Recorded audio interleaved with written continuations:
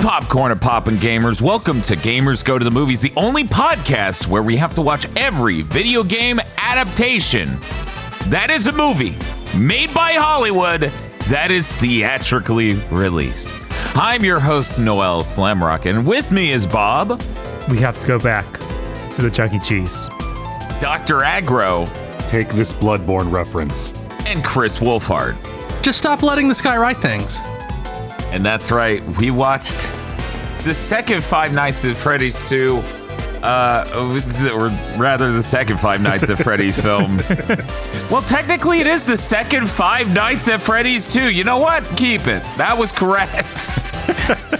I want them to do that. Just keep making Five Nights at Freddy's 2.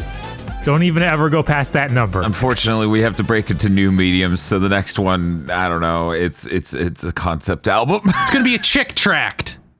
Oh my god.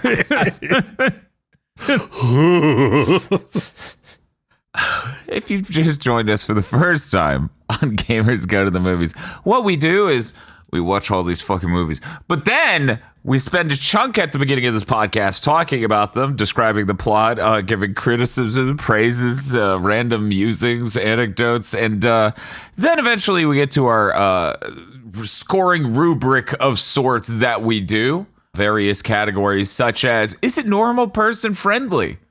Should they turn this back into a video game? And is this worse than the Tekken movie? And much, much more. Let's get into it. They made a second Five Nights at Freddy's movie and we watched it so that way we could be out. Yes, I am very glad to be out. I am also glad. Although, you know, they might learn something with this one because the next one, the third one they're making, does not have Scott Cawthon writing any of it. Oh. Interesting. Unlike this movie where he was the sole screenwriter. Ooh. Whoa, really? Yes. Yeah, maybe we learned a lesson from that. Yeah, I think it cost more than twice as much and made less money. Yeah, I bet they learned some things. It only made mildly less money, but it totally did cost twice as much, if not more. It made 20% less money. That's a lot. That's true. That is a lot less money. and it cost over twice as much. It was $51 million instead of $20 million. Well, the scope got so much bigger, so we just had to. It was bigger. Yeah. To so much benefit for the film. It was about, there was an A plot, a B plot, and half of the letter C plot.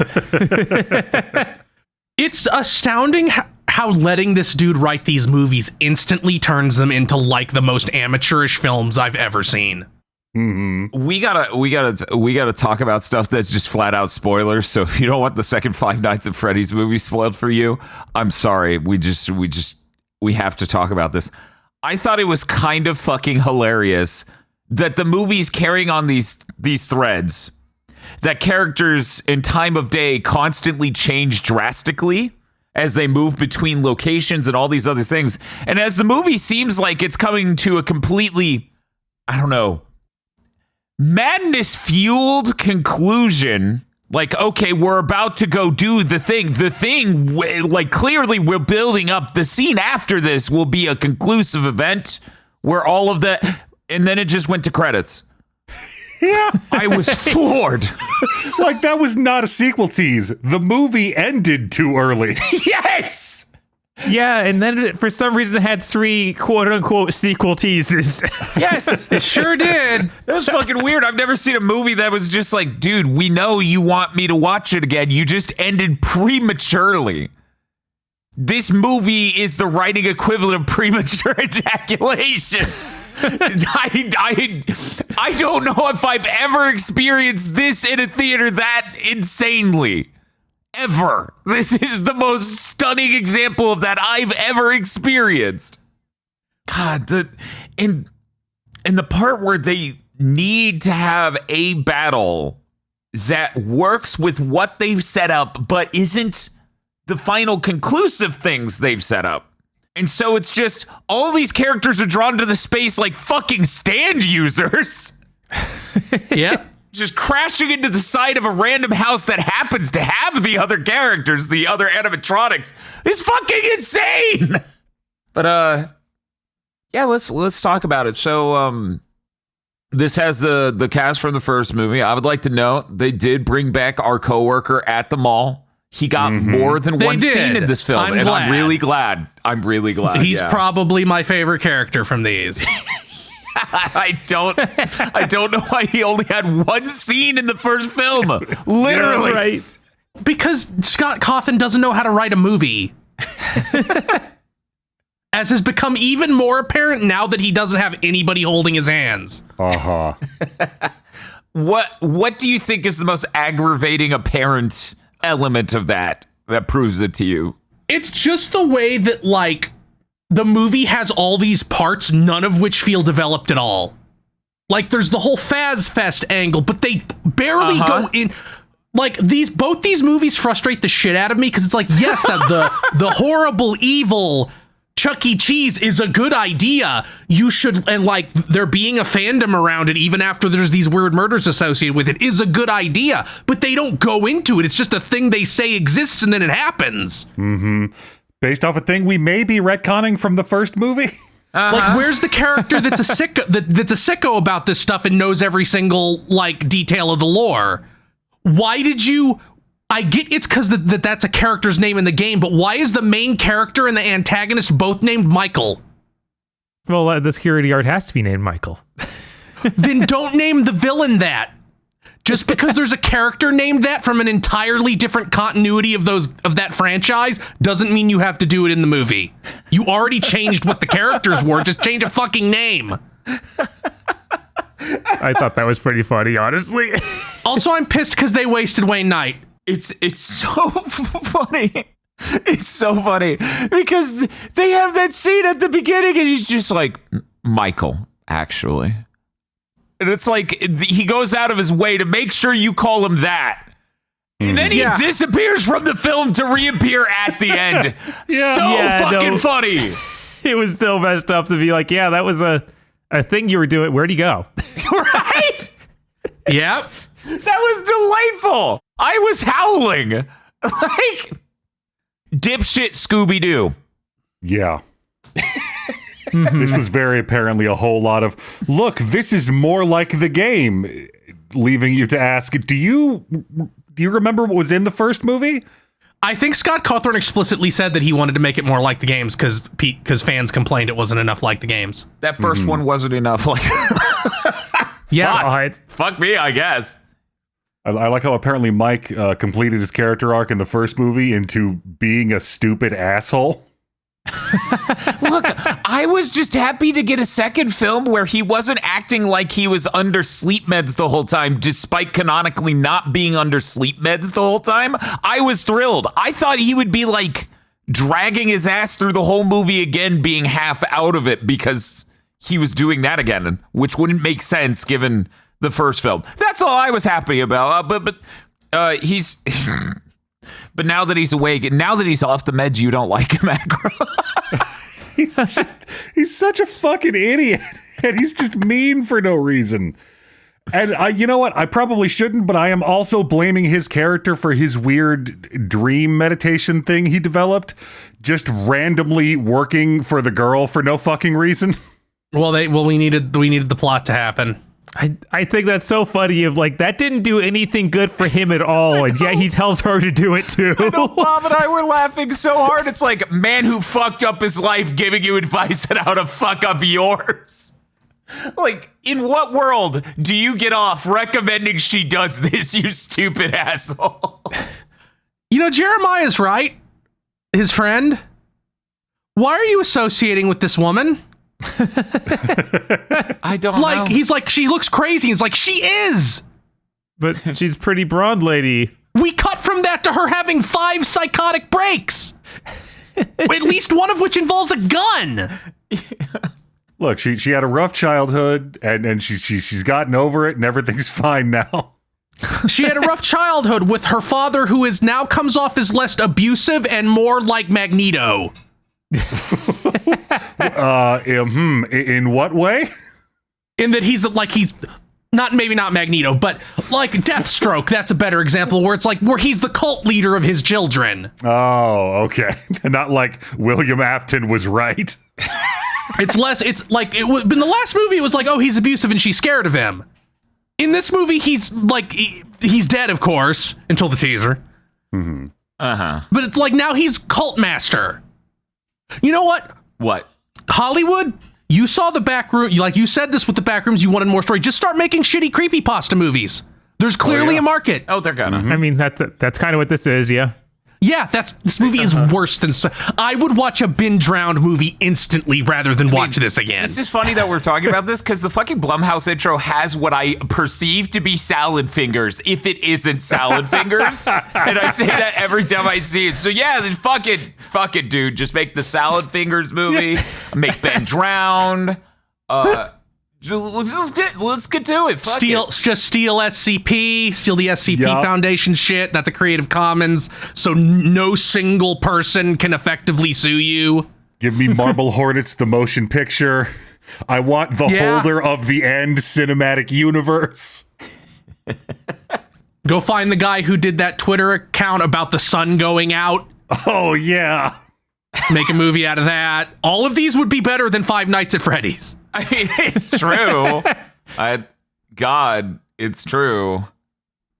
Nothing in this movie follows. None of it makes any goddamn sense. The logic is completely cracked and things just happen one after the other. Like an example of how nothing is built out. Like there's the little subplot where Wayne Knight is a dick to Abby. Uh-huh. But there's not like a good student that he favors, which is the obvious way to complete that subplot. I love that you said Wayne Knight, and I'm like, I know that name. Oh, he means Newman. Yes, I mean Newman, who once again is wasted in this movie. He's like half a Wayne Knight character. Like, why the fuck? He doesn't get to like turn on and do full Wayne Knight, which is like, why have Wayne Knight in your movie if you're not going to have him do that? I was fucking losing it, and then it comes to Bob's realization that that's the guy from Jurassic Park. Uh-huh. Yeah. That's what I kept saying And the whole Rat time. Race I'm like, man, and you were in Space Jam. Jurassic Park. His character also doesn't make any fucking sense. No, like, it doesn't. Yeah, no. It's not clear why he's being mean to Abby. For what reason? Like, middle school science teacher is the weirdest, most low stakes power trip I have ever seen. Look, Yeah, I don't understand the idea behind we're going to win the science fair, and if you have one student that isn't good, somehow that brings down the whole team. Like, that's not how that works. Like it comes off like Scott Cawthon doesn't understand like the robotics fair type extracurricular activity. Man, you could have ended that sentence a lot earlier. Yes, I could have.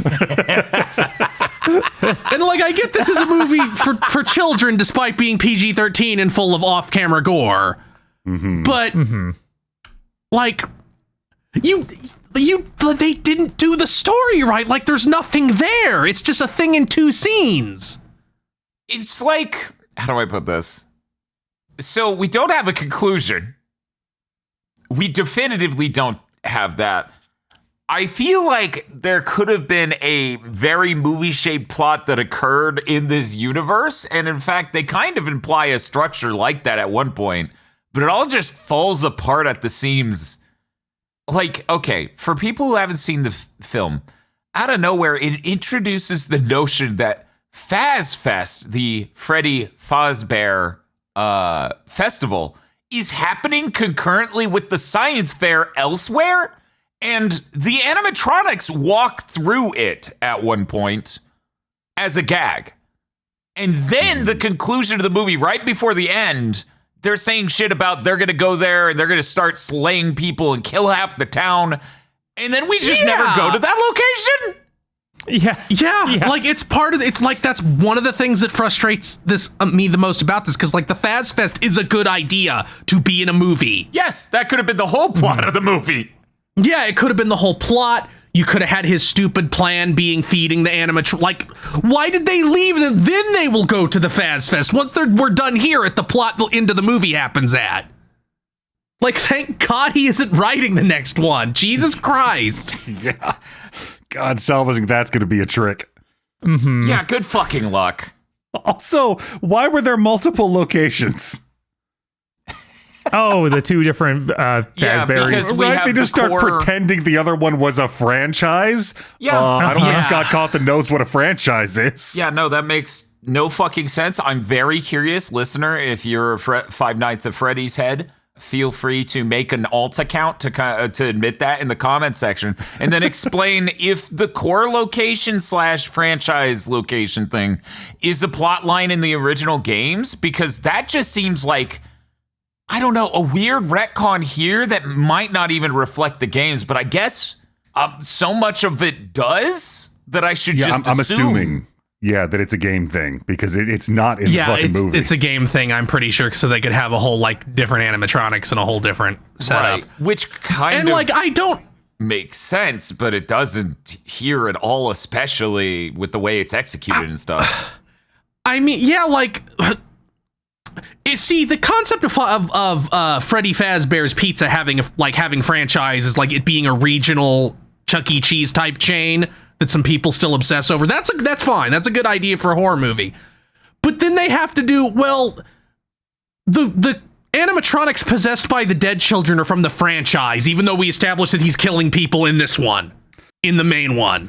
It seemed to me that in the main one, that one girl died, and that's when they shut it down. And from the newspaper But they clippings, show that the that, second like, one that's was what was like the bigger and better one. But that's why they were showing the kid be taken and her freaking out in the beginning, because that kid got killed. Mm-hmm. So it's It does just make things unnecessarily complicated, but it's their way of introducing The a marionette. new set. Yeah. And also, the prototypes and the new Chica. Yes, I laughed so hard every time I saw New Chica. I was like, oh wow, horny Chica is real. That's not just a toy. Okay. I gotta share my favorite moment from this movie. One of the animatronics, I didn't even write down which because it wasn't important, is dying. And Abby's like, "Are you going to heaven?" And I'm just watching this go, "No! What made you think that?" Yeah. Yeah, no, you were still like murdering people for 20-some years. I don't think you get to go. Yeah, I'm sorry. well, they're I'm sorry. kids, so they automatically get to go. Yeah. God, the marionette. Maybe Ichigo shows up and compactos them or something. I don't know. We don't get to heaven. We get to go to the Rukon district. Oh, no. Going back to how nothing in this movie is developed, like, it genuinely aggravates me. It sounds like, why is the Wayne Knight character not, like, he has that line about not liking the Faz Fest shit, but then that's it. Like, they go on and on about how advanced these animatronics were and so ahead of their time, and then there's like nothing with that character for that. Like, there's all the pieces for, remember, this movie is a collection of bones? Uh-huh. That's also how this movie feels to me. This movie is a collection of bones, but it's one of those fossils we made out of multiple creatures. The original designs of the Fazbear's animatronics are like there's a reason they're this fucking marketable. Like, they made something that looks like an adult would make it to entertain a child, but it turns out it's really creepy after it's been dilapidated. Yes. They're great. What the fuck is the marionette? You Right? misunderstood the assignment. Genuinely from Yeah. just a different movie. It feels like I'm positive it's in the game, but Jesus Christ. It is. It's in the second game too, even. It's just fucking incredibly not at all vibes-wise copacetic to the entire universe. Yeah, it's just so hideous looking. Like I would see that and be like, yeah, the guy who runs this is a pedophilic necromancer. Of course he is. How didn't you figure it out? I think the crowd reaction between her dying and just the marionette coming out normally would be identical regardless. Just look at the fucking thing. You spent an entire evening in the Freddy Fazbear place, and then that shit comes out. Of course, the children are screaming. Yeah, the lack of research into people dying at these amusement parks are even more credulous here. Like, really? Like, Really? she gets stabbed, and then falls into the marionette show. And like, it was the 80s, But even in the 80s, we don't let that guy open a second location. No. I feel She like was white. I feel like this universe versions of Defunct Land is just doing the adventure park videos or action park videos, just nonstop. And then this franchise location of this shitty theme park thing killed this many children. Apparently, it just keeps going and going. The whole career gets to hang on that. Did you appreciate that the girl's dad was played by another guy from Scream? No, I actually didn't notice. Is that who that was? Yes. I spent the entire time staring at him like, you are clearly somebody. Like, you're being framed like you're somebody. I just don't know who you are, and I don't think you're a YouTuber. Yeah, he had way too many speaking roles to be a YouTuber. Matt Pat is Toy Bonnie. I think that's the rabbit. Are you sure? Yeah. Yeah.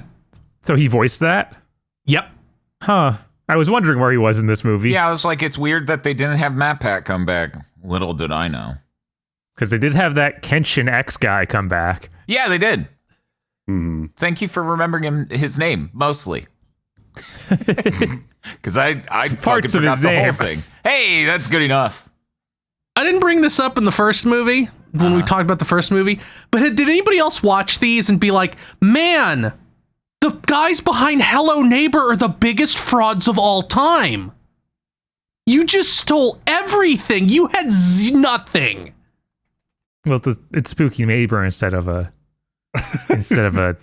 animatronic. It's very Who probably also kills children because that's the only thing you can come up with when you have to have a mystery. J.J. Abrams is better at answering his questions than these motherfuckers. Yeah, if this movie is about how it all carries itself, I would have to agree. But I assume at some point in the 8 or so mainline games, Scott Cawthon started answering questions and people probably hated it. So kind of like Abrams. I think he just keeps adding new continuities that are vaguely implied to be related to the old continuities because Five Nights at Freddy's is a franchise that is a glue trap for neurodivergent children. Mm-hmm. I think one of the earliest amusing parts of the movie is when Abby is talking about her experiences with Five Nights at Freddy's, or Freddy's, I suppose, on the bus. And then she gets off the bus and she's like, oh, you actually believe me, to the one nerdy kid. And he's like, yeah, but I believe in aliens. And I'm like, yo, it's Don Don. And then that kid never comes back. Yeah. Well, he's in like one other thing. Yeah, he's in like He's one other at the scene. science Like, he's fair next to her. waving for her to come over at his table. But then we don't do the science fair. We murder Newman in a classroom, and then the animatronic is like Robo Sapiening in the middle of the crowd who's clapping. There's been a lot of said negative about this, but I actually enjoyed my time watching this one a lot more than the first one. And I think it's because it's completely off the rails. There's no one like holding anyone's hand. It makes no sense at any moment, and it's constantly doing new things I can't expect because nobody wrote them. Right? That's about what I was gonna say too. It is a fucking terribly made movie, and it's written like garbage. But I also enjoyed it slightly more than the first because it's, how am I supposed to predict what'll happen in the next scene? Apparently, the core location is so close, a girl can bike there from the science fair, but it takes till night for a person to drive there. What is this, a subway? It's in the same fucking city. I don't. There's so many layers with this fucking film, and it's so fucking wild. Ugh. Yeah, it does feel like if you try and think about or pick at any one point in this movie, it makes literally no sense. Yeah, none of the logic. Like the marionette, she needs to threaten Abby to get Vanessa to give her the perimeter lockdown passcode to let the animatronics out. But she could have just herself left the whole time. She had that blonde girl from the Ghost Show. Right. She knew the password already, which was crazy, right? She just needs someone who has fingers to type it, and like you had fingers. No, she needed Vanessa to give it to her. Did she? That's why she was threatening Abby. Okay. Which, as a plot element, that's insane. That the wireless technology of the perimeter system, the security system, is so much the animatronics can't leave. So the weird, freaky marionette girl, I just there's right, like the animatronics being animate is part of the spooky ghost thing. Everything else in both of these buildings still working is fucking stupid. Right. Yeah. Well, they brush over the fact that they had Wi-Fi in 1987. Uh-huh. Just grabs 2 walkie-talkies off the charger. These are fine. Mm-hmm. That's how it works. Who owns these buildings? Like, the guy who owned them is ostensibly wanted for all these murders he did. You would think, but also is still working is a guy working to get people jobs at the local no, they never DMV. They never caught him or proved anything. Yeah, he went into hiding, but who owns these buildings? Still him, presumably. Yeah, they have power. Somebody's paying bills. Yeah, no, they searched the buildings, but I don't think they ever found they never found the kids. They didn't prove anything. The building's just shut down. He's not in trouble with the law. Yeah. Why was the Michael character even in this movie? Because he sets up future events. Like, he doesn't do anything. Like, you could have introduced him in the third movie and it'd been the same. But he wanted to have somebody there to, guide the ghost hunters through. You didn't even need that. They could just all have died. Yes, that's true. Him being there, in fact, makes it weirder, because it's like, well, if the only thing keeping the marionette from going crazy was that music box that you could have turned off. And, why is he working with the evil ghost? Because he's evil. Because his dad was evil. Yeah.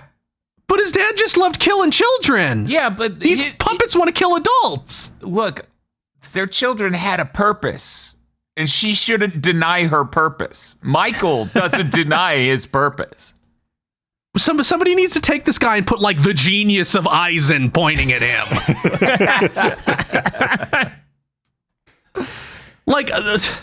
I agree with Bob. This, I kind of probably did like this more just because it was making me feel angry all the time instead of nothing.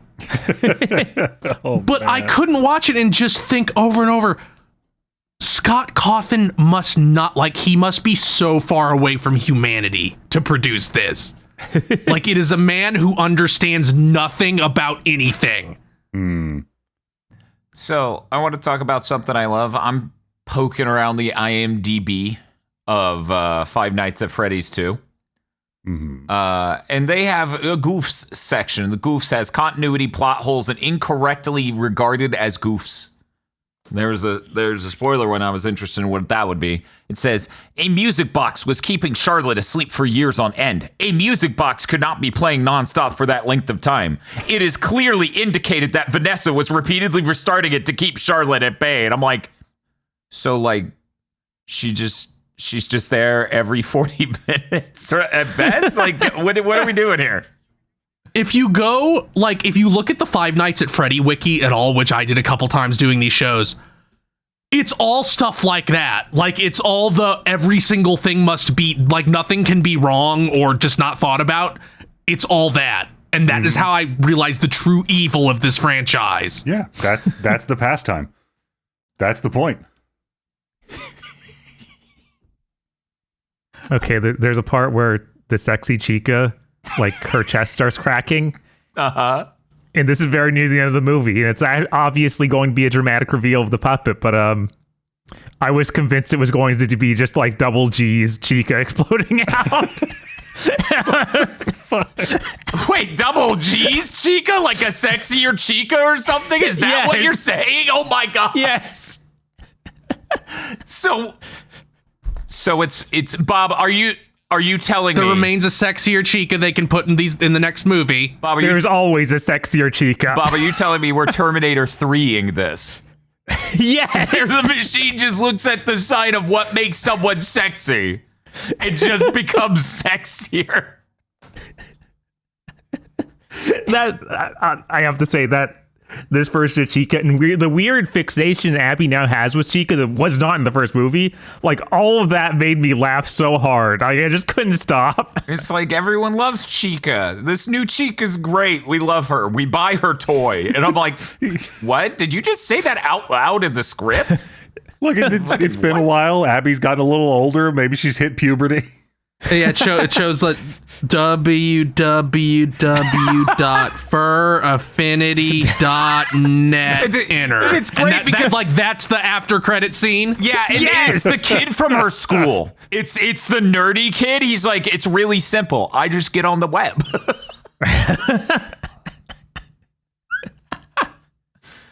I know it's the least in a long list of incredibly stupid things in this movie, but when Marionette Bonnie was attacking that girl's mother, he reached for the knife block and pulled out the honing rod. Huh. And I don't know why you would do that. That might be more effective against a machine. No, the rabbit pulled out the honing rod to kill the mother. Mm-hmm. Well, you see, these animatronics have really hard to move hands. They're also super strong, so I'm not sure why it needed a knife. Oh my God. In the office, when Mike's, playing the game on screen, and it's everything I complained about in the first movie, but it's so much worse now that it's happening. And like the little animatronic boy shows up and he just gets up, walks around the desk and twists that thing's fucking head off. Yeah, that was incredible. That's why you could have just been doing that? Right. I was like, maybe he's learned some sort of anti-animatronic CQC. Hits it with the Hertz of hay on. Now that I've watched both of these, I gotta go watch Willy's Wonderland. Yeah. Oh, yeah. Definitely. Yeah, absolutely. You gotta know. The boat ride in the restaurant. Leaving it like, you know what? It was the early 80s. I could see that being a real thing. Absolutely disgusting. Yeah. At 2 points in the movie, somebody trips and falls into it for just no fucking reason. That's fine. Yeah. I'm here to tell you, if I fell into the boat ride canal, my very first autonomic physiological response would be to climb out of the boat ride canal. Yes, of course. I was yelling every time they did it. I was like, you can get out. It's not that hard to get out. It's just like, give me your hand. No, just get out of the way. It's kind of like when you end up, I swear a Resident Evil did this, where you end up in the water and you cannot climb up out of it because it's shoulder height. It's classic 7th gen video game move. Yeah. Except for I saw humans do this in a movie. This was a Chuck E. Cheese. They didn't have a 6-foot deep moat. That water was 1 foot deep with a track under it that moved the boats. Come fucking on. Yeah. Fucking falling off and drowning in the It's a Small World ride at Disney World. Fucking get real. Why were there a bunch of little marionettes? That was weird. Creepy. Because they're like creepy piranhas. Yeah, but because that's the genius of Scott Cawthon. Hey, you know how like dark water is creepy? Yeah. And like this is one of the most internet brained movies I've ever seen. Like, I know horror. No, you are famous for heading a horror franchise. Those are two different things. Was there any jump scares in this one? Oh yeah, there was actually one that got me. It's when the ghost hunters first get to the location. The core location, yeah. The core location. And they are jump scared by Michael. That was actually frightening. And they were willing to film it like that because he was just a regular human. But his face is horrifying. they do have a few with like the marionette and some of the animatronics like blah at the screen. Mm-hmm. I remember the big little boy animatronic. when he showed up in the canal under the water, I'm like, oh man, that would have been a compelling image in a movie that wasn't dog shit. Uh-huh. Speaking of jump scares, I clicked back into our Discord server, and Chris, I didn't need to see Sexy or Chica. Well, it's a preview for the next movie. Just be thankful it wasn't the even sexier Chica. Please, God, no! You're lying! I don't... Bob, you worked at GameStop. Please tell me this is where it ends. I don't actually know. Now I have to check. I cannot confirm or deny. There's always the potential of sexier chicas. Just kidding. I'm even more sexy now.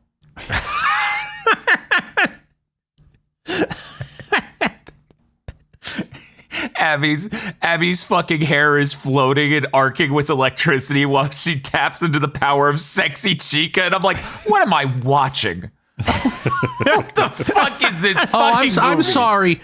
That is the yet still sexier Chica. The intermediary step between these two is this one.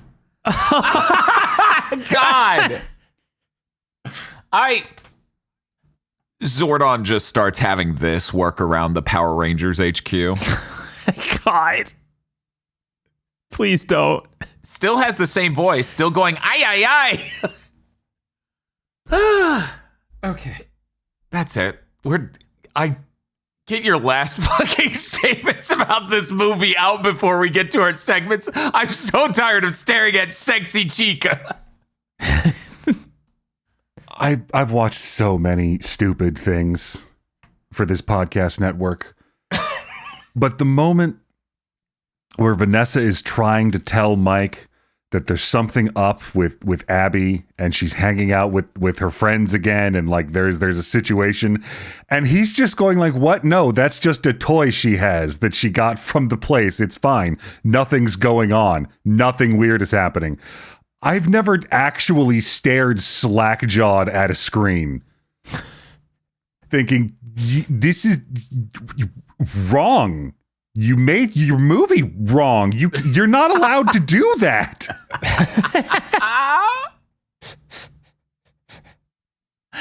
Well, let's go ahead and get our asses over to the various scores and segments we do as we measure these films. Before that, though, I would like to say, you know how Agro just said he watches a bunch of stupid shit for this network? It's true. And he does it because of you and your support over at patreon.com/GB podcast, where you can support us watching every video game movie adaptation that is theatrically released and made by Hollywood. I say that sentence every time and still confusion. We also have access to our exclusive movie Isolation 119, which makes a lot more sense than Five Nights at Freddy's 2, I suppose. It is a real movie. Yeah. We didn't even make it. We just have exclusive access to it to deliver to you. That's patreon.com/GB podcast.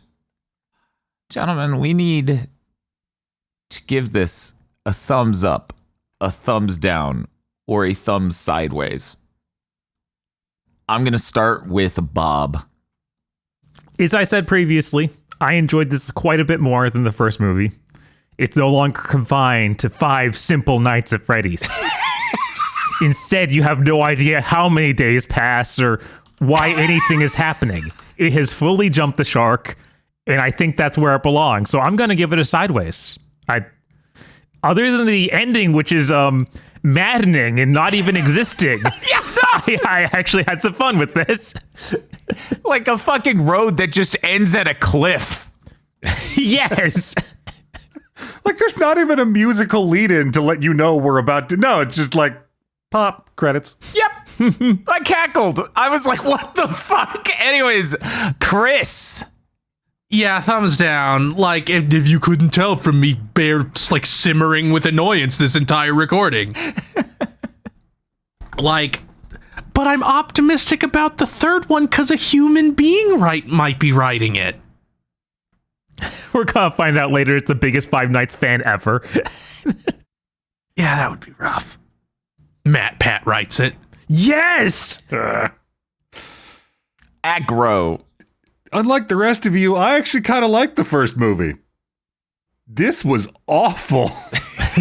Oh my God. Thumbs down. This movie having so many things up in the air and having weird, bizarre rules and motivations makes it a confounding film to watch. The fact it has no ending is almost enough for me to put it in thumbs down, but I actually enjoyed the process of watching this just the slightest bit more than the first one. Because of all these confounding things about it that weren't just aggravating elements of the plot of the first one. They are instead absolutely confounding gobsmacked moments as things occur in this film. And you go, what, did you even think that through? Does this make sense to you, Scott? I look forward to the third film and seeing what the hell they're going to do with this. Is this worse than the Tekken movie, Chris? Yeah. Yeah, it is. Aggro? I think I'm also going to say yes. It took me a while to come to this conclusion, but where the Tekken movie makes a bunch of wrong decisions, this movie ostensibly makes okay ones and then executes them so gobsmackingly incompetently. Like, you're looking at it and it looks like a movie. It looks really good. And then every time a character does something, you're like, did a people write this? Bob. No, it's not worse than the Tekken movie. It's way more interesting than the Tekken movie, though. I should just take the most fucking bimbo-fied take of like, of course it's not worse than the Tekken movie. Look at the animatronics. They look way better than the outfits of the Tekken movie. This is better of a movie. I don't think this movie's worse than the Tekken movie. I think it's more watchable. It is, honestly, there's so much mystery with how it makes sense. It might even stand up to multiple viewings better than the Tekken movie. Yeah, I think watching it again would be enlightening. Is like, yeah, that really didn't go anywhere. Yeah, Wow. no, it's gonna be that. Like, take a shot every time there's a plot line that isn't fully resolved. God, the one thing I like a lot more about this movie than the first is how much more built out the world is. Like, she goes to school, we get to see all these different angles, even if it doesn't make any sense. I enjoy it more. Yeah, I do think the interesting thing about this movie compared to the first one is that it almost gives you a more lived-in world experience, the way it travels through the world.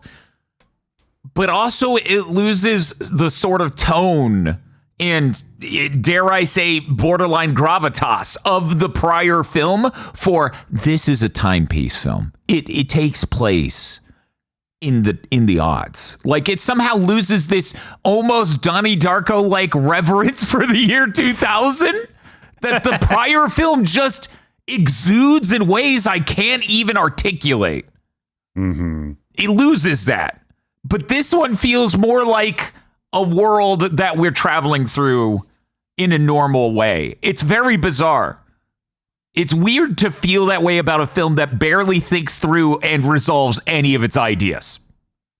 God, that third film's really gonna have to do some work. Next category, star power scale of 1 to 5. What do you think, Aggro? I mean, they substituted the reduced amount of Matthew Lillard with a complete waste of Wayne Knight. I think we just leave it at a 2.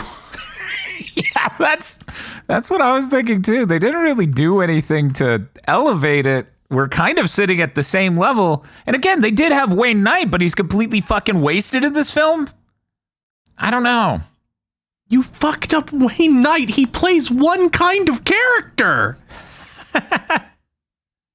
I bet he was aggravated working on this. So do I. Because he's like, do you want me to, like, try? Like, I can come up with something better than this. Sorry, this is the scene where your head gets crushed in. God. Like, God bless, what is it, Elizabeth Lale, the woman playing Vanessa, who is just swinging for the fences in both of these movies, trying to make them real movies. Yeah.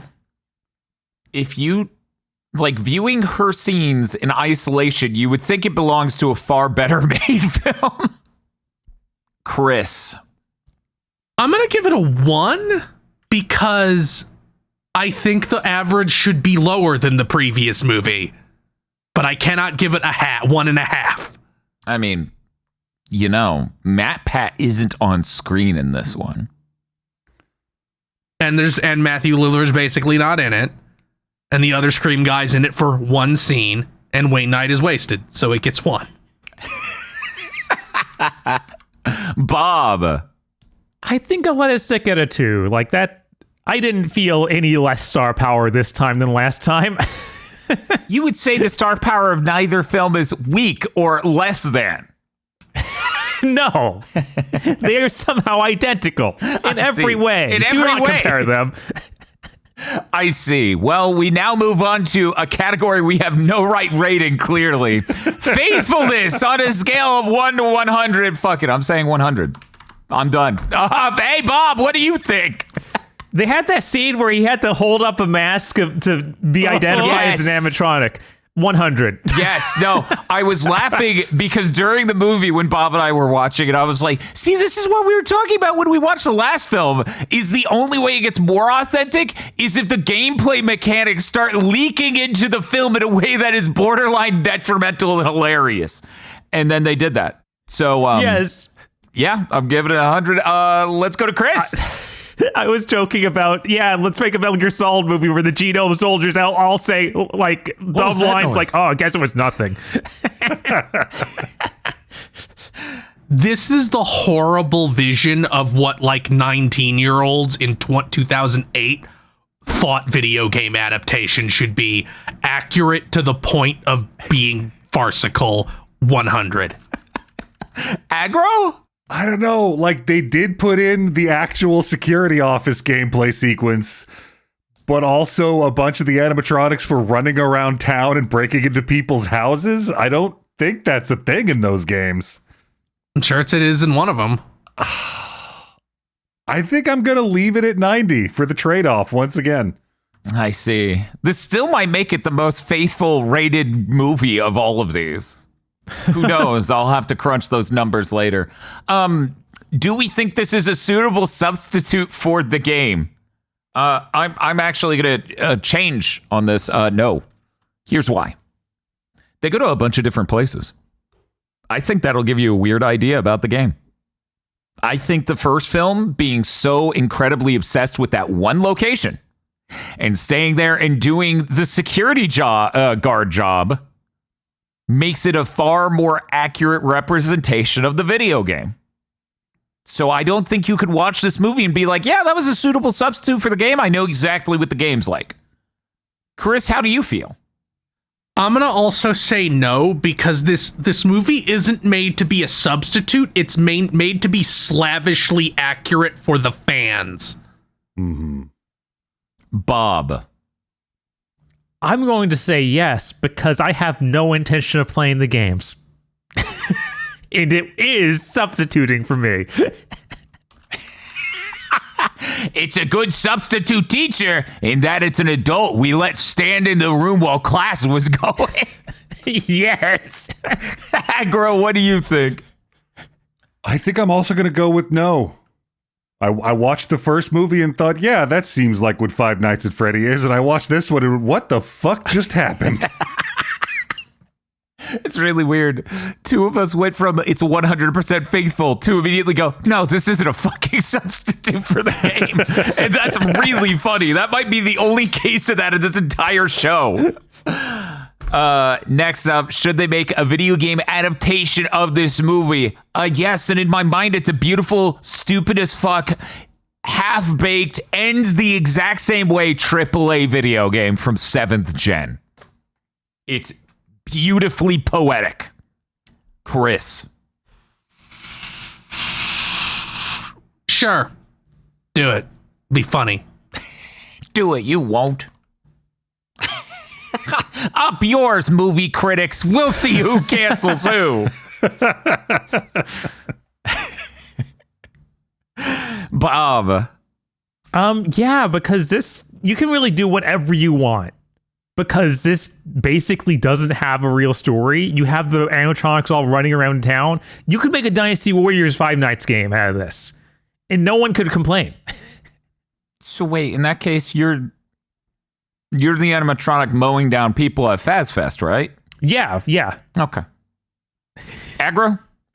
I think this should be one of those emergent friend slop fusion extravaganzas where you start with the asynchronous segment where one of you is just playing Five Nights at Freddy's, but also calling out map coordinates to the other players who are burnouting around a town map, tracking down the animatronics. And then you all converge at the house to do like a Phasmophobia segment where you look for the mannequin or the marionette.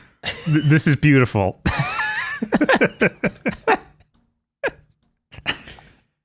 Well, thanks, Aggro. Now we can't do Armchair Dev's Five Nights at Freddy. It's okay. They're Five Nights at Freddy fans. We can hope their attention span's so small that they don't remember Aggro just said all of that. Besides, it's Five Nights at Freddy's. I've always got an ace up my sleeve. There's always a sexier chica. I'm just imagining the promo material where it's like a dark silhouette of the new sexier chica at your doorstep and you're scared, but maybe it's like Kino Fabino edit and the person inside's like scared but clearly into it too much. Oh no. Should they turn this into an FMV game? I do think this adapts better than the first movie. There are a lot of moments you could be bashing buttons. I'm going to say yes. I'm going to say they should do it because they could do it. Aggro, what do you think? Yeah, you might as well. I mean, at this point, it's not any more of a moral burden on our species to just make another Five Nights at Freddy's game, and you're not going to lose anything in the cogency of the narrative by chopping this up and putting random scenes up, and just have you press a button at the end. The easiest FMV game of all time. There's only one input. It's at the end of the scene to go to the next one. Chris, what do you think? FMV game? Nah. I don't think this makes a very good FMV game. No. Bob. Yeah, we're going to need to do this. I need the FMV for when I crush Newman's head. Starts blaring rules of nature. And the final and most condescending category we rank these movies on is this normal person friendly? We start with, as always, Chris Wolfhart. Yeah, I'm going to say no again. And I have to elaborate on this position. I don't mean no in the sense that if you haven't played Five Nights at Freddy's, you won't understand what's going on. I mean it in the sense that I think a normal person, when confronted with either of these movies, especially this one, maybe a little bit less the previous one, I didn't know how deep it could go, will be like, why is it like this? Why is this movie this way? Yeah, that's about where I'm sitting too. I don't think the way this movie resolves anything it does. First off, I think there's an inherent not being normal person friendly to not ending your fucking film. Let me just start there. Yes. But secondly, there's a whole lot of fucking weird shit in this movie that you only barely get to go, I guess that follows if you watched the first one or played the video games. What sort of psychopath is taking a normal person into Five Nights at Freddy's 2? So no! But hey, Bob, would you? No, not this time. I feel like even if, like in the last one I was talking about, oh yeah, the normal person is a Five Nights fan now. But this is the point where it's like, no, that's like Five Nights 2 or 3 or something. And that's when it started sucking and I got out of the series. Aggro. I am not the person to claim that the dopamine hit you get from getting the reference is somehow a lesser form of art or entertainment. I love doing that shit. It's most of my personality. This movie is the mega stuff Oreo version of that. Where my guy, at a certain point, the ratio tilts and it's not the same thing anymore. You didn't make a movie, you made a reward system for already knowing what that was. No, this is not normal person friendly. This is an ending cutscene you had to buy a ticket for. I hear they're doing that for GTA 6. Anyway, that's going to do it for this review of Five Nights at Freddy's 2. We hope you enjoyed it. And I think it's time for us to rip off another 2 that's been hanging over us like a sword of Damocles. But I hear this one's good. Oh, no. They better be right. The executive producers for this month's GigaBoots videos are Spaceman Spiff, Red Blaze 27, Brendan O'Sullivan, Cooper Tank, BN12, and Rado. Thank you very much to our executive producers, and also these guys. If you want to become an executive producer or a normal patron, head on over to patreon.com/gigaboots today.